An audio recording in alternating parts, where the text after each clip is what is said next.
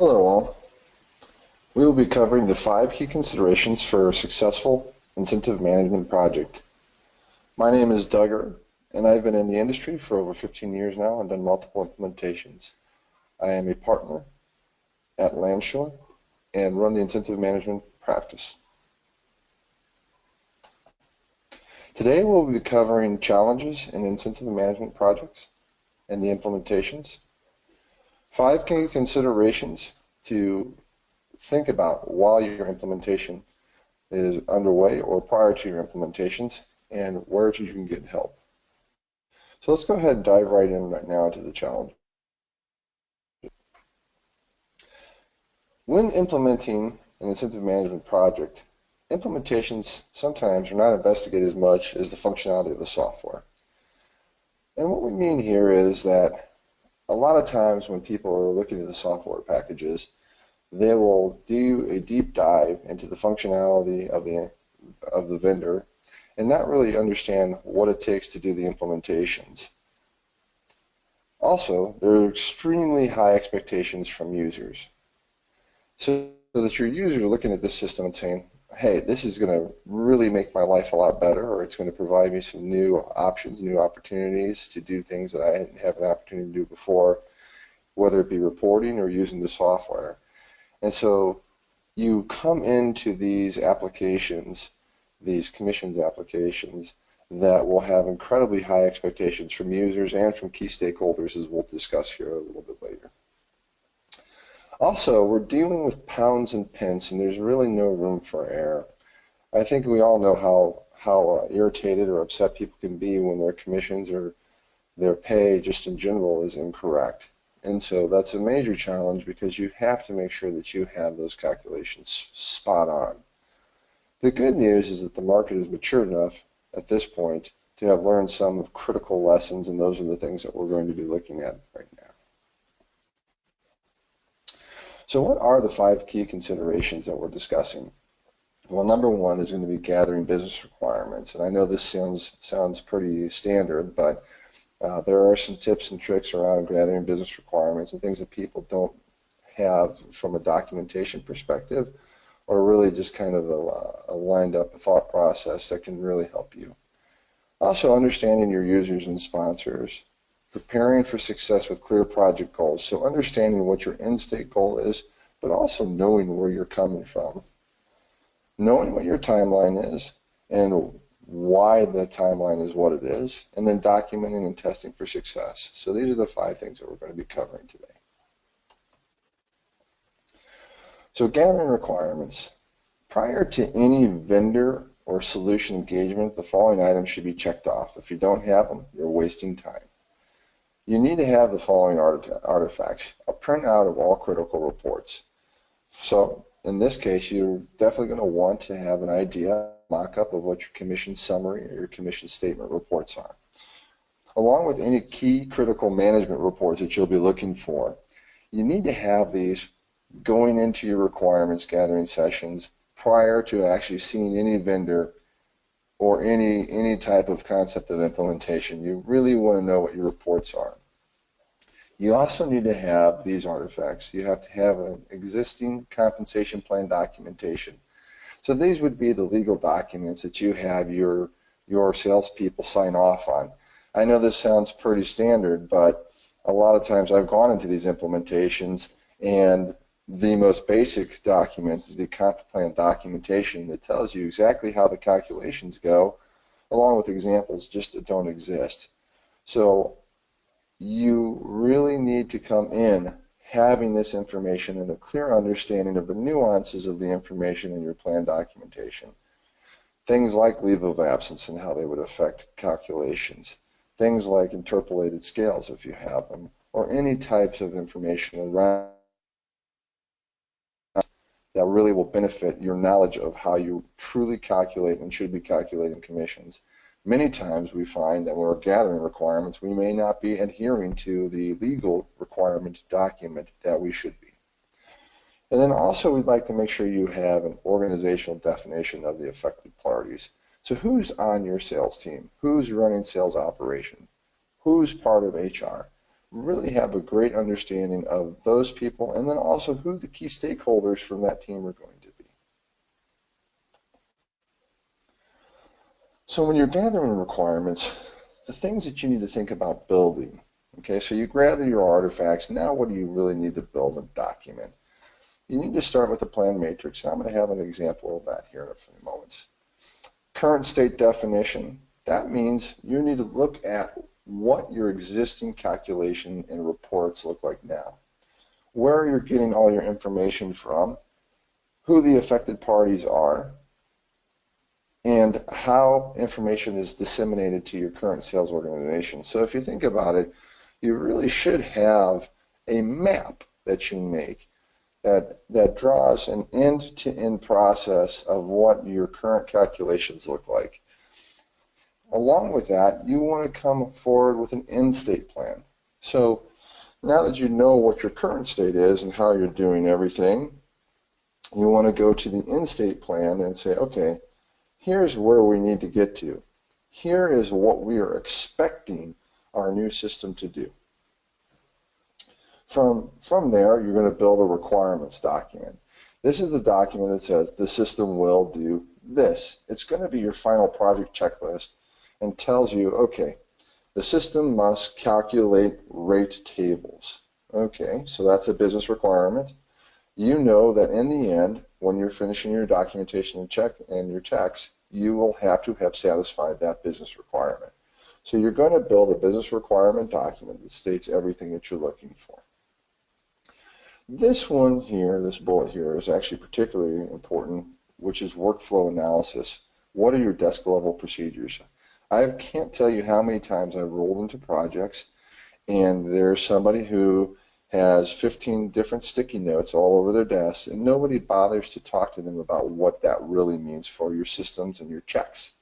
You have to understand what desk level procedures people are going through, that they have to be documented, and you may have to make a decision. Do I keep this desk level procedure because it really only affects 3 people and it's not cost effective, or do I need to go ahead and implement it as part of our implementation plan?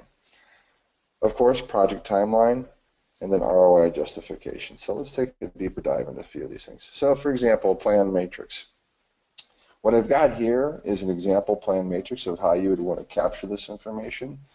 The reason why your plan matrix is so critical is because you want to be able to take this information not only to your own internal organization, so that it tells you, okay, here are components that I pay either my plan or scheme, if you call it that way, off of.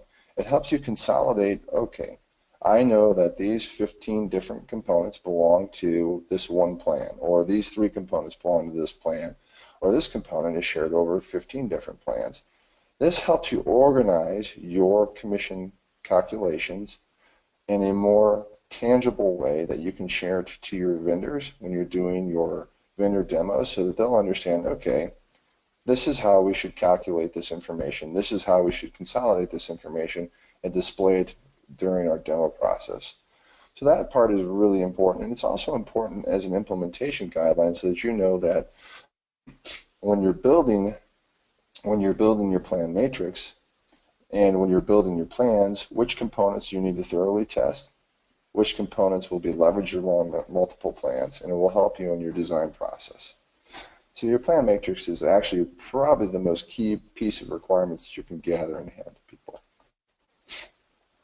You also want to look at your current and end state analysis, and these are some questions, again, that we would like to have you look at. What are the primary drivers for the new SPM system process? So why are you doing this, right?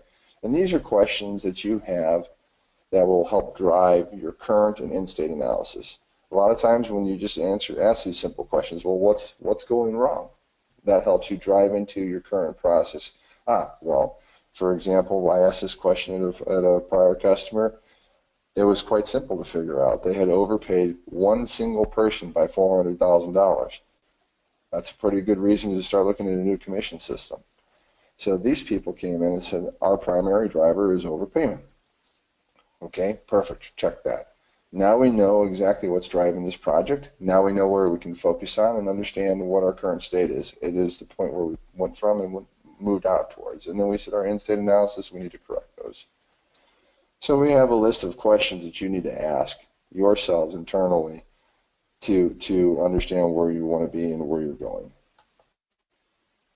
And then there's ROI justification. So you're going to have to do this prior to actually really soliciting anybody's advice. You want to have an understanding of what your ROI is, because you're going to have to take this to your key stakeholders, and you want to understand where your focus is from a hard dollar and soft dollar ROI justification.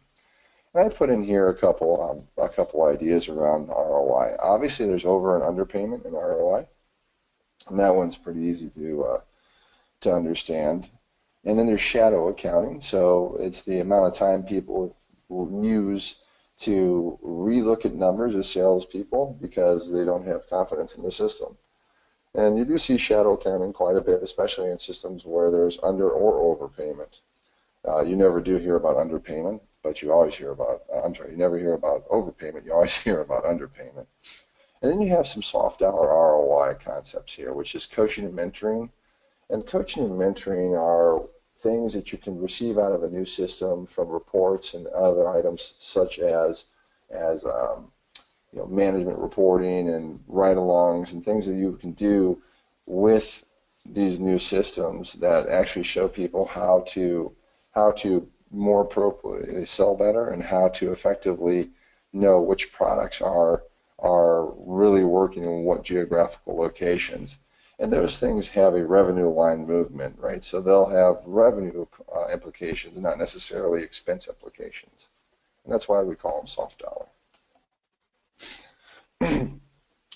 So let's talk about understanding your business stakeholders.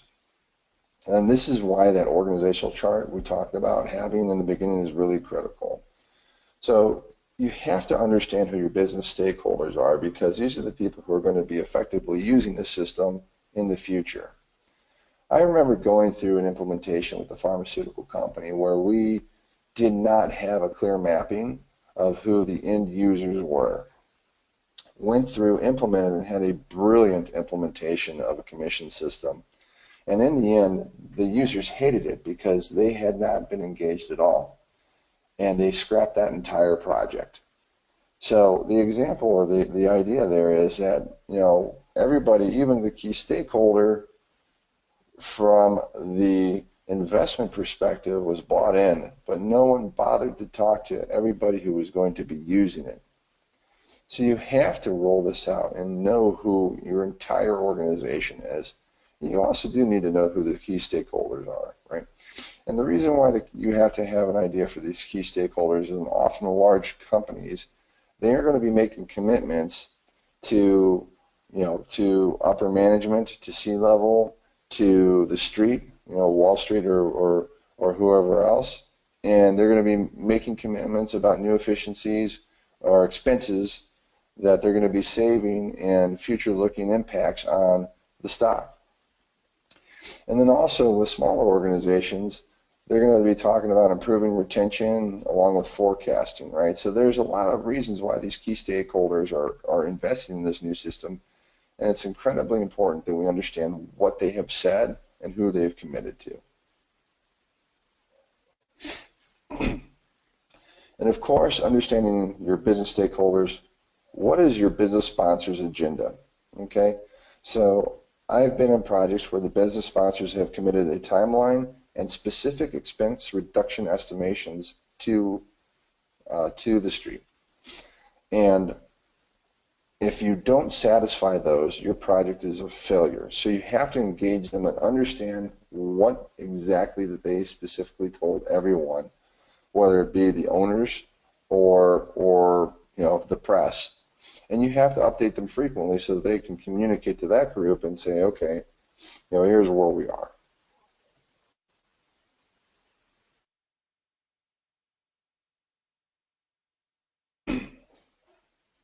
Okay.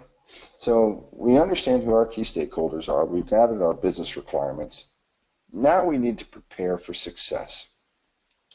And how do we prepare for success? At the very beginning, you're going to want to have a project team kickoff. And in that project team kickoff, you should have an agenda that gets everyone in the room. And I've seen this carried off brilliantly before. especially on larger projects or even on smaller projects. But specifically on some of these larger projects, you need to get everyone in the room so that they get a chance to meet everybody that's going to be part of this project for the first time. And this may be the last time they actually meet everybody or meet each other. So getting them all in the room, sitting them down, and letting them know what the mission of the project is. That conversation that you just had with your key stakeholder to understand why they wanted to have this project, it has to be reiterated to this group. Because most of them are going to have a narrow focus. For example, who the person who's doing the reports, who's building the reports, the building commission summary and commission state reports, they may have no idea why they're doing that, other than they have to provide this information to their sales organization. They may not realize that they're saving somebody in commissions and HR hundreds of hours of cut that they had to do in an Excel spreadsheet at one point in time, and effectively saving money for the company. And that got communicated to the investors. These people who don't have an idea for what the end goal is, this is your perfect opportunity to sit down and share that with them. So I love the project kickoff as a communication to let everybody know what your end goal is and what their part of this project is going to be.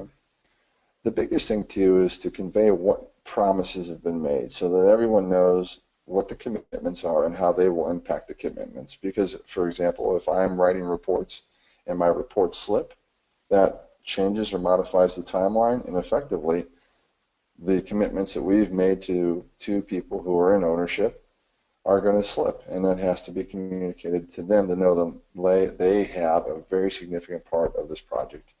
And I think also sharing the ROI justification will help people understand how it benefits them.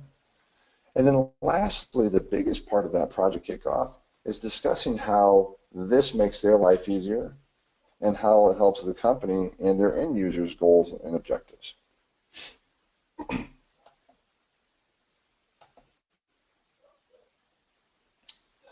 The other thing you want to do in preparing for success is, and I know this sounds incredibly silly, identify the rational people. I don't know how many projects I've been through where you get halfway through the project and you start seeing the different personalities of people come out. You have the people who are really going to make the project successful, the go-getters, the people who take ownership of the applications, the people who strive to be successful and make things function. And then you have the people who are obstructionists, and then you have people who just won't do anything. You have to know all of those people in the organization. And as much as you can with, for example, an obstructionist, you have to understand why they're obstructing, and you have to help them either get out of the way or understand why they should not be obstructing. And a good example of a key obstructionist would be somebody who owns that system currently, right? Their current system, and you did your map and you found out, for example, Doug owns the commission system. And this new commission system is a direct threat to him because it's going to take some staff away from him. Even though it may help him focus on other key critical areas, there is just a feeling of loss of power. So you have to know your obstructionists, and you have to really either engage them and communicate to them why this project is going to be successful for them and it's going to help them in their current roles, or you have to mitigate them as part of your project. And then ultimately you need to find those people who are going to make the project successful and leverage them as best you can. So the best way is to encourage communication, right? So you want to identify these people, encourage communication, require documentation. So you can see on this last bullet point around preparing for success with these people.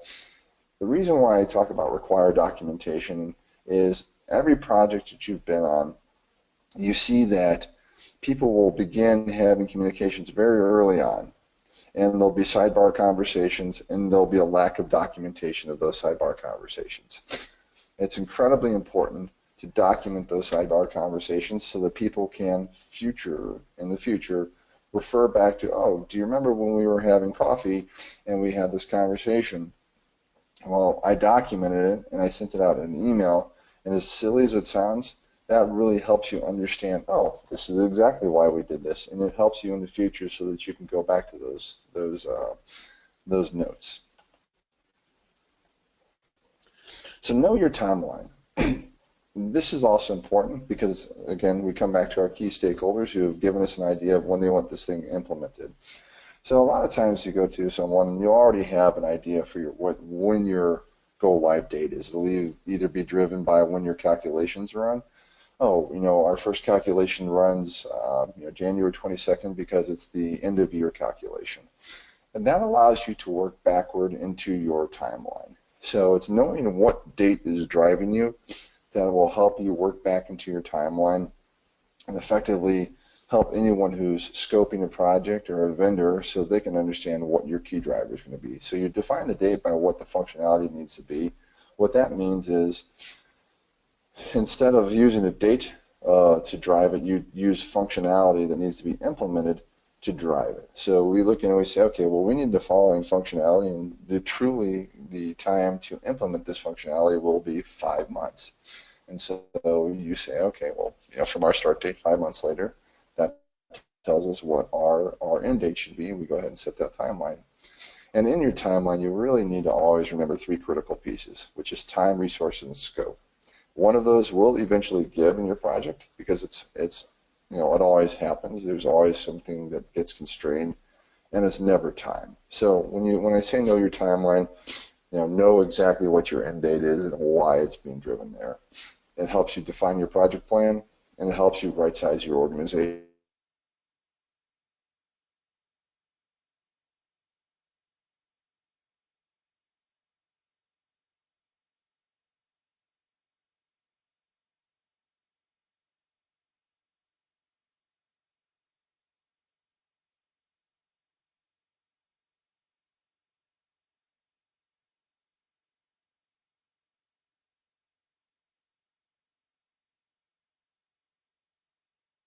The full functionality or scope of what you're looking for. I've come into these things and seen someone say, "Oh yeah, I can implement that scheme for in 3 weeks." It's almost like name that tune.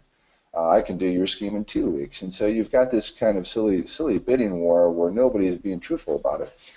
And so you really need to understand how to get your timeline and understand the real estimates. And for example, if I've ever looked at plans, a general rule of thumb for a plan and scoping a plan is about 2 weeks. I don't really, it doesn't matter how small or how big that plan is. Just gathering the information, implementing and testing generally takes around 2 to 3 weeks, depending on how sophisticated that plan or scheme is. So knowing your timeline and getting real estimates, you need to really think about what you've been presented and get more than just one person to give you an estimate on how things should take, how long.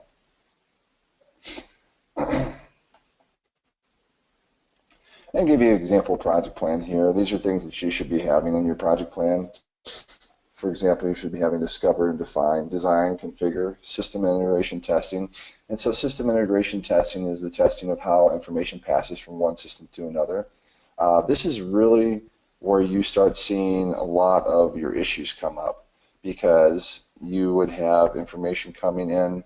For example, I expected A, B, C, and you started passing 1, 2, 3. And so system integration testing tells you exactly whether your data is right or wrong and if your systems are truly speaking together appropriately.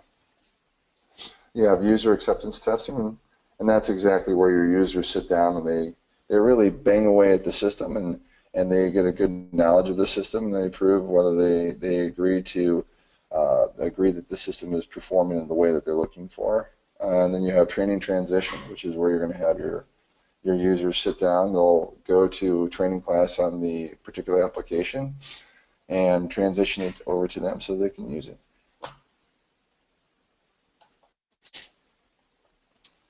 And then we have documenting and testing. And the documenting testing is near and dear to everyone's heart because it seems to be the testing piece, at least, that always gets the short end of the stick, so to speak.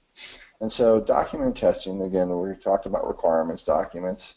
It's good to have a traceability matrix. And so this is a lot of times people use this as a spreadsheet, and you would define all the points that you have from a requirements document. So your traceability matrix would start out with the requirements that you have in your business requirements document, and would work all the way down to when the user acceptance testing occurred that satisfied that requirement. So you would see something that has, for example, the business requirement document, the design that satisfied that business requirement, the unit, system, and user acceptance testing that would have satisfied that business requirement, so that you can then check that off and say, we covered that business requirement. That's what your traceability matrix is.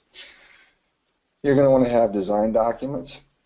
These will be the documents that show you how the system was designed, and would be handed over to you by whoever did the design, so that in the future, when you're looking at doing any kind of modifications, you understand, okay, this is what we did before, and this is how we want to modify it. Mock reports, again, any kind of report that you have that you want to have a new system spinning out, you want to have a mock of. A lot of times this is simply an Excel spreadsheet with pretty graphs and charts of what you want this to look like. Change documentation. Change documentation is incredibly important because it shows you what decision you made and what key stakeholders were in the decision-making process, and why you're having to change the decision you made, or should we stay the course. So those change documentations, because you're always going to have one or two changes that come up in a project, you really want to vet those out, because it's truly a change to the original plan. A testing plan should show what you're testing. It should have examples of testing and how you're going to satisfy those tests. And then handover plans and documents. That's effectively how you're going to hand over the system, and it's a runbook guide of how you utilize the system, how you do your calculations, how you publish your reports. These are those documents to hand over plan. And so I wanted to dive into testing a little bit here, because like I said, it's often neglected. You should have three-stage process in testing, dev and unit. What does that mean? So that means that you're taking the individual pieces that you configured inside the system and making sure that they calculate to your expectations as a configuration person, so that what you're getting meets the guidelines of what the customer was expecting for that particular unit of functionality to produce. Again, system test is going to be an end-to-end test of what is being provided by the actual system. It's not live data, but it is systematic data, and it represents what it should be looking like. And then user acceptance testing, again, it's integrating the users into the testing plan.